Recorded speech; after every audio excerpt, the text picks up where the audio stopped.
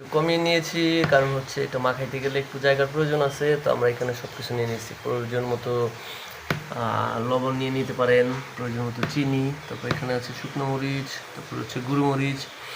তো যার যতটুকু প্রয়োজন সে ততটুকু নিয়ে নিতে পারেন। তো আমরা আমাদের যতটুকু প্রয়োজন এখান থেকে ততটুকুই আমরা এখান থেকে নিয়ে নিব। তো আমরা প্রসেস শুরু করতে যাচ্ছি, দেখেন আমাদের সাথে। আপনার মরিচের পরিমাণটা আসলে ঝাল মরিচ যতটুকু পরিমাণ ইচ্ছা ইউজ করতে পারেন, এটাতে কোনো বাধা নাই বা কিছু নাই।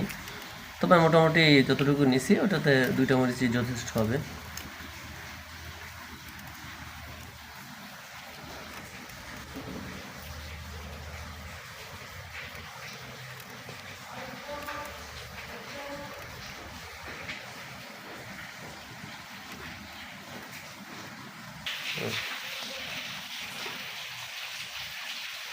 তারপরে আমরা মরিচগুলোকে একটু লবণ দিয়ে মাখাই নিব।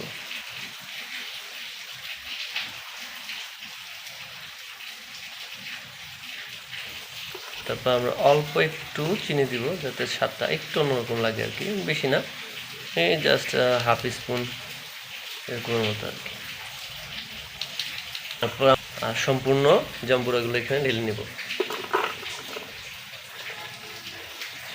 আমরা একটা অন্য বোলের মধ্যে মাখাই নিচ্ছি, এটা কারণ হচ্ছে যে পরিবেশন করতে গেলে আসলে ওটা একটু মাখানো যায় না।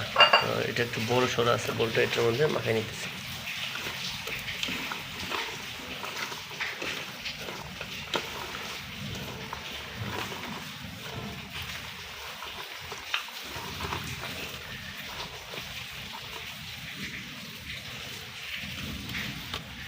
কালারটা কি চলে আসছে। আমরা এখন আবার ওই বোলটাতে পরিবেশন করে আপনাদের দেখাইতে যাচ্ছি যে আসলে কালারটা কত সুন্দর আসছে। এই যে আমাদের পরিবেশনের জন্য রেডি হয়ে গেছে। তো আমাদেরটা পরিবেশনের জন্য রেডি।